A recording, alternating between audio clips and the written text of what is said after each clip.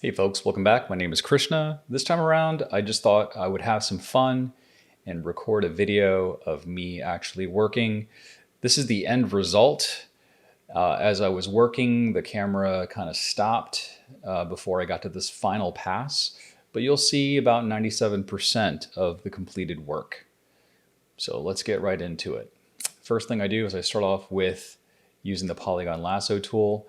I didn't really have a particular plan for this environment. I was drawing for myself and exploring. But I like to start out with really large, powerful shapes, and I use the polygon lasso tool for that. And I find it's pretty cool when you can actually take that shape and segment it and then actually add some lines. It kind of gives a sense of structure and some depth, so it's not just a flat shape anymore. And one of the things I think about when I'm creating an environment, especially something that looks like it might be made by sentient beings, is scale. That's why you see staircases, guardrails, lights.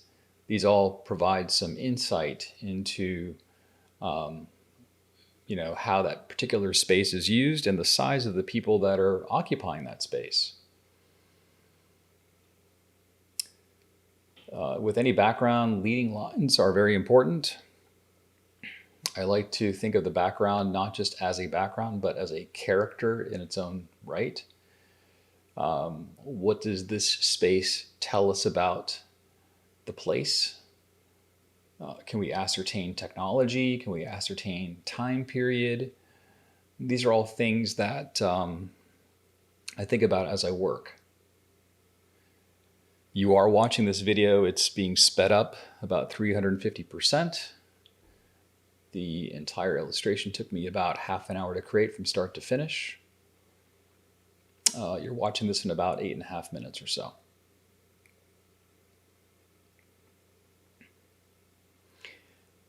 I think for me, what makes this approach work is that I'm using very, very dominant shapes, and I'm balancing that with the contrast of very detailed elements that are surrounding it. If this was all composed of just big blocky shapes, I don't think it would have the same feel. But you can see with the grass, with the rocks, and some of the vegetation, those elements have a little bit more detail that balances all these heavy, large shapes.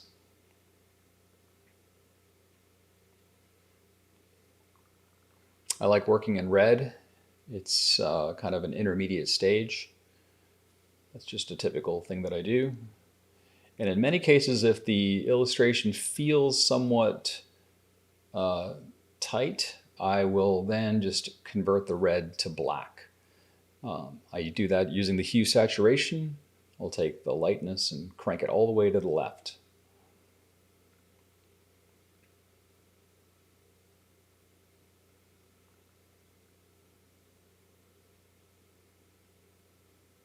Here I decided to carve into that structure a little bit more. I wanted to add some small elements. There's a lot of big elements in the structure itself, so adding some small computer monitors and other elements adds a little bit more visual interest. And because I'm using repeated shapes, it's kind of pulling the viewer to that specific location.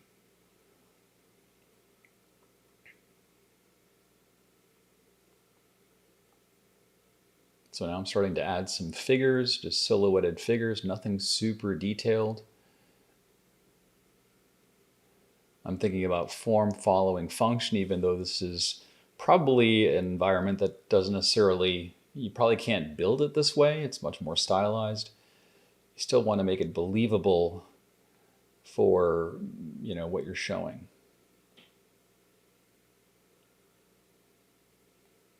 In other words, the rules that I'm establishing should make sense for the world that I'm building. It's not going to necessarily be buildable, but it's believable. So here I'm adding some background elements that helps create some depth. Again, adding some wires. This gives an idea that there is some technological elements along with the computers.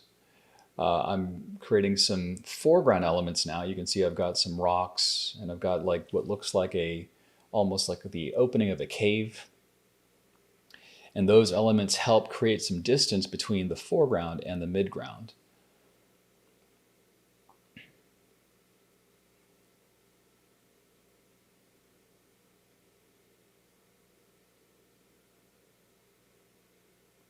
It's a pretty satisfying way to work. Here I'm creating a sign, another foreground element. Overlapping elements create depth. I'm also thinking about texture. What does the texture say about the material? And I'm of the opinion that when you're inking, it needs to kind of read pretty well as an inked drawing. And color can accentuate it, but color is not meant to be a substitute. And speaking of which, I bathe the entire canvas with red, and I use various selection tools like the magic wand tool to select portions of the drawing, jump it to its own layer, and then I use the hue and saturation to change the color. It's much, much faster than going to the swatches panel. I've talked about this quite a bit in a lot of my earlier videos, so if you're curious about how I color and you want to pick up some efficiency tricks, definitely check out some of those earlier videos.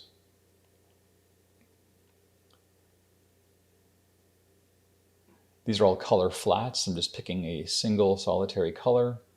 I'm not adding any highlights or shading information.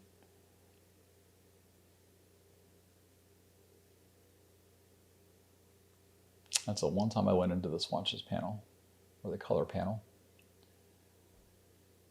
I try to avoid going back to the color panel, not because it's bad or anything, it's just that I like to just constantly be in a state of working. I don't want to have to keep moving away from my canvas to be able to pick a color. It takes me out of my flow state.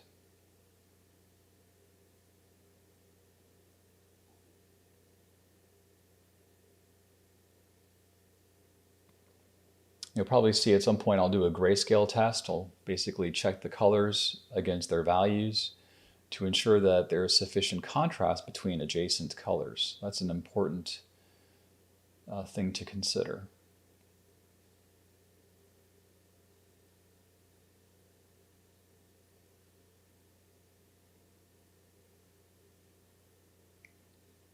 Now I'm saving my file.